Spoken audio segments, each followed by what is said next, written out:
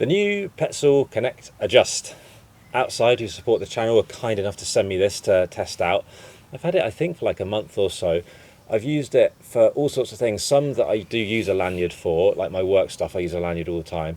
Other things that I don't personally, but other people do. So I've used it trad climbing, used it sport climbing. I've given it a good going over. I put a question on my Instagram channel the other day, JB Mountain Skills, give us a follow if you don't already, as to what people want to know about it. And the number one thing by far was, does it release under load? I'll talk about other lanyards and stuff in a minute once I've done this. The new Connect Adjust, focus on there hopefully, there you go. It has this hole in it. It doesn't come with this bit of cord, you have to put your own cord in. But the idea is that when it's locked, you can crank down on that and release it, and just go down it a little bit for whatever reason, whether that's just adjust the length or whatever else it might be. I'm slightly skeptical as to whether it will work fully under load. I genuinely haven't tried this yet, properly under load. I've put a sling in a tree there, I'll connect myself to it, and I'll dangle and we'll see what happens. The reason I'm skeptical, it's just because of the angles looking at it. It looks like you're going to have to pull really flipping hard. And yeah, I'm skeptical, but we'll give it a go. So I'll clip myself in. I'll properly weight it. Like, I'm going to pull myself up. Try and go one more if I can. There we go. So I'm fully dangling on that. Feet are off the floor, even if you can't see in shot. They are fully off the floor. Now, clearly, that's a skinny bit of string. And I kind of have to defeat this angle. So I'm going to have to get like the carabiner here at this end. There's not much leverage here in the whole scheme of things. That's why I think it's going to be tricky to do, but we'll try it. Carabiner into there.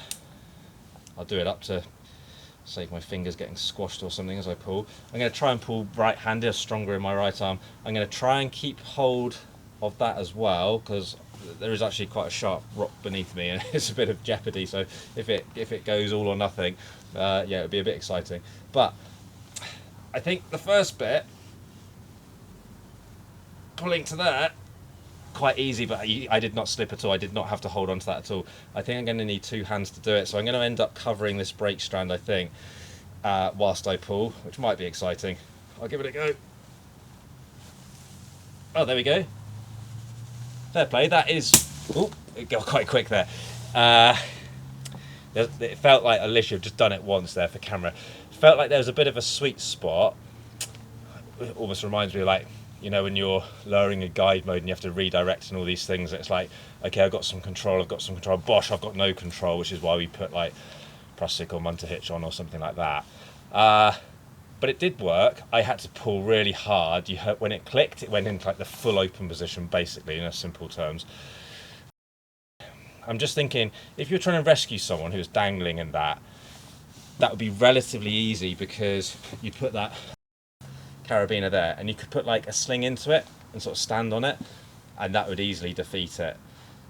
But I'm just going to do it once more just to see my thoughts on it, really. So back into the same position. I'm just going to go straight for both hands and see if I can get that like sweet spot. Yeah, straight into that thing. It's quite easy to lower myself, stop myself, lower myself. I am pulling hard on that, like really hard on that. I suppose you could put a sling into that and stand on it in like a rescue situation, but that's such a load of faff. It's not really what it's about, is it? Because if you just want to unweight it, what would be even quicker than that would be like to put a sling around whatever you're clipped into and just stand up and unweight it. So that kind of seems a bit pointless. I'm just kind of thinking out loud as I see it there. In terms of if you're like weighting it but feet on, which, let's be honest, the reality is 99% of the time that's what's happening. You're at the top of a sport route, maybe you're cleaning the route, your feet are on something, aren't they? So you can then just use your fingers to unweight it a bit and do what you need to do to it. So whilst, yeah, it's a nice thing to be able to release it under load, when do you really want to do that? Put it in the comments below. Now, for me, the main reason I didn't particularly enjoy using the original Petzl Connect, which I have down here, it's a really nice bit of kit, I think, and like nicely engineered. I know it sounds a bit silly because it's just one metal thing, but it was a nice sort of tactile thing. I use this a lot, but it's not the smoothest thing. It's not terrible. There's like worse out there. I was a big fan for years of the Kong slide, which is you just buy this plate like dirt cheap, add your own rope, and it was effective, but oh man, they are really stiff. They do the job, but I wouldn't recommend it to anyone using one like super regularly. If you're on a budget, yeah, great, does the job. If you're using one occasionally, yeah, great, does the job. But the Petzl Connect was kind of the one I recommended for a long time because I thought it was the best on offer, but it wasn't the smoothest. Whilst I have been given this Petzl one to test out by outside, there's no like obligation to do a good review. But honestly, if you go and pick one of these up in a shop to have a go, and you're not impressed by how smooth that is, I'll genuinely be amazed. I'll eat my hat if you're not impressed by how smooth that is. It works just super nicely. I'm instantly a fan of that over the original Petzl Connect Adjust. The one that I've done a video on before and actually became my go-to one was the Rock Empire PIP. Engineering wise, it was, it's not a very nice little metal bit, but it worked really quite well. Definitely smoother, partly because the rope is skinnier. You can release it under load. You really do have to crank on it, like do a redirect kind of thing, so it wasn't ideal for it. But like I say, when do you actually do that? But it was smooth to adjust. But honestly, the new Petzl Connect Adjust is smoother again. Like I've got no qualms about saying that to you. There are other lanyards out there these days. There's quite a few, isn't there, from Fixie, from Camp, and the one that people wanted to compare it to that I've only used really briefly, so I can't really give loads of info about it, is the new Beal Espresso Fit. The word espresso annoys me as a coffee snob. Espresso, but I know express is a different thing, but it still grates on me a little bit. The thing that does well is it's got this little tab here of like, I think it's Dyneema, it's sling material. So you can like put your belay device on here and still have all the adjustment like independently of that. That's a nice idea. It's a lot heavier. This one, Petzl Connect Adjust, 120 grams. That Beal one, 240, so it is double the weight. I just find having something there, about there, I just find it mildly annoying, but it does serve a purpose. What you'll see people doing a lot is clipping into something with that end and setting up an extended abseil by doing a clove hitch onto their lanyard. I never liked doing that on the original Petzl Connect Adjust. The rope was too bulky, it was 9.5 millimeters, and I never found you had enough left over to like test the abseil and stuff. This is the same length, but it's 9 millimeter rope, so that's not a massive difference, is it? Honestly, it is a lot nicer to use. So if you were doing that, to explain and show you what I mean, I'll clip that into there. What I want to do when I'm setting up an abseil is keep myself safe, first and foremost, and I take myself snug on that. And that's a big advantage of a lanyard over a sling. A sling we tie knots in and we can adjust it a bit, but it's so much quicker and easier to get an adjustable lanyard adjusted like to perfection. Petzl state in their instructions to not use this in a situation where you can get over a full factor of 1. Okay, I'll mention something else on that in a minute. Whilst there is a dynamic element to the rope, it's not a bungee cord or anything, like over a full factor of 1 is going to be bad for you, the anchor, everything really. So weighting it is what we're after, and we can get the perfect adjustment with some form of adjustable lanyard. Okay, so what I do here is I tend to get myself as snug as I can be, and there invariably has to be some faff here, because what I want to do is a couple of things. I'm going to get my prusik on, and I know this isn't intended to be a video on how to set up an extended abseil. I've done other videos on that. I use this Sterling hollow block with a few wraps. The amount of wraps depends on the rope. I put that in, and then I pull that through, give myself some slack to work with. Sometimes we tie 2 ropes together, so you could have 100 meters, 120 meters of rope, maybe even more, dangling. It's quite weighty to then fiddle your belay device on. So what I, in an ideal world, want to do is clip my belay device to this, but I might do it slightly differently just in this case. I can put my belay device on the rope there, and I do need to introduce some slack into here, so you just got to be sensible with it. Climbing is about being realistic and stuff, so if I'm on a big ledge, does it matter to have some slack in? Well, no, not if I'm on a big ledge. Like, it just doesn't, does it? Let's be realistic. I'll put my clove hitch in. Okay, do that up. Because it's 9mm rope, the clove hitch is just a lot nicer than in that 9.5. It's not a massive difference, but honestly, it is noticeable.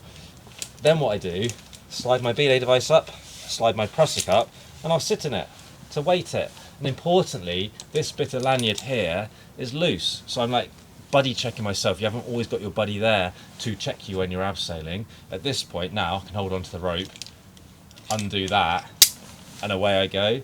I always found that not the nicest thing to do, honestly, with the original Petzl Connect Adjust. It's nicer with this one. So what have we got that's different then? Let me just come off this lot as I'm sort of talking. I'll leave that sort of set up there, I guess, dangling away. We have got 9mm cord instead of 9.5mm cord. Can't remember the weight of the old one, honestly, but it's 120 grams, as I've already said, this one. The sort of the termination at the end is a little bit different, this bit. I'm unsure if that is staying like that in the final production one. I think it is, but I've also seen pictures without it where it's just like a bit more of a loop. It's nice, neat there. I mean, it's not like a horrible thing. I'm not sure I'm super sold on it either, but hey ho, I'm sure there's a reason for it. It does come not with a carabiner. This is a DMM one, so I'm mixing brands here, which might annoy some people. But it does come with the rubber bit, which stops the actual device itself going into a less ideal position. But the other thing that's really nice is it's made of this it's like sling material on the termination, so it's a bit fiddly to get undone when you're not really looking. And I've got layers on because it was a bit drizzly before, and now it's just super warm and stopped drizzling, so I'm wearing this and just sweating as I'm doing this video. But the sling bit that I'm just taking off here, sorry I'm making a meal of that, it really isn't that difficult to do, but it basically terminates into that bit. I forgot to mention the other thing to do with fall factors. Petzl have tested this connection onto a belay loop in a fall factor 2 situation with a weight of 80 kilograms. That's important because it showed there was no damage to the belay loop when they did it, and people do worry about attaching sort of skinny-ish slings to skinny-ish belay loops, that kind of thing. But they've tested it and it seems it's nothing to worry about. Why do I like it? Well, on most lanyards, the old thing included, when you put it on, it's just really flipping bulky on your belay loop. Is that the end of the world? Absolutely not. You know, it's fine, isn't it? You all know what it looks like, but there it goes. It looks like that, doesn't it? Just to compare it though, with the new one and this Gucci bit of sling material, you put it on, and like I say, it really isn't as fiddly as I made it look in the last bit at all. Thread it through, and it just sits a load neater. I know my sort of harness is a little bit out of shot there, but I mean, you can see that's the difference. It just takes up less space. It is neater. I really actually quite like that. I guess it gives you a little bit more length as well. I mean, I'll compare that now, just because it takes up a bit. I'm not even exaggerating that. Yeah, you can see as I reach up there, you get just a fraction extra length in the new version. Next question. So we've had, can you release it under load? Yeah, with some difficulty, but it is super smooth to adjust in normal circumstances. How does it compare to the Beal Espresso Fit? It is lighter. It doesn't have that tab on it. It's cheaper. I think this is going to be about £40. I'll put a link in the description. It's not out quite yet, but it will be hitting the shops this month, June. We're in here, June 25. So yeah, it is a bit cheaper. It's going to be about £40. The Beal Espresso thing, when I've looked online, it's anywhere between sort of 55 and 60. This is the thing that I would use out of choice out of the ones I've used easily, but the others, not that they're bad or anything, I just think this is the smoothest one to use. And what am I doing with it most of the times? On my hands, I'm clipping in and out, I'm adjusting one way or the other, and it's just, honestly, it's just so flipping smooth that I'm a complete convert to it. Would I, this was the other question, would I buy one if I already had the original version? If you're on a budget, clearly no, because they're doing the same job and there's nothing wrong with the old one. Is this nicer though? 100%, right? If you're thinking about buying one now and you're going out tomorrow to buy one, don't buy the original one, just wait a couple of weeks for the new one. 100% I'd recommend that. But I would definitely try one, and I think if you like the idea of a lanyard but a bit frustrated about how nice they are to use, pick up one of these and just have a play with it, and I'm pretty sure you'd go, yeah, actually I really want that one instead. I hope that sort of makes sense. Do chuck any questions in the comments below. It's a nice thing. I don't use lanyards loads. I've done videos on what I use them for and stuff before. The thing I really use them for loads though, like work, every day I'm doing like guiding work, instructing work, clipping in and out of things. It kind of comes with me every single day. I love them for like multi-pitch sport climbing, or something like multi-pitch trad that's got bolted belays, those kind of things, great for that. But whatever you use it for, whether that's sport routes, cleaning routes and stuff like that, pick one up in a shop outside is a good choice. Chuck the questions in the comments below. If you've liked the video, click the like button, smash the subscribe button, find us on Insta, find us on Facebook, use the Buy Me a Coffee link to support the channel. All the support massively appreciated. I'm running away because the midges, if you don't know what midges are, they're tiny little biting flies that are really flipping annoying. Scotland's the worst place for them, but flipping North Wales is really bad. If you live abroad and don't have them, well, you've probably got some like horrible spiders, which I can't stand, that are poisonous, and lots of snakes. We don't have those. We have a load of bitey midges. Massive thanks for watching. More videos coming up very soon.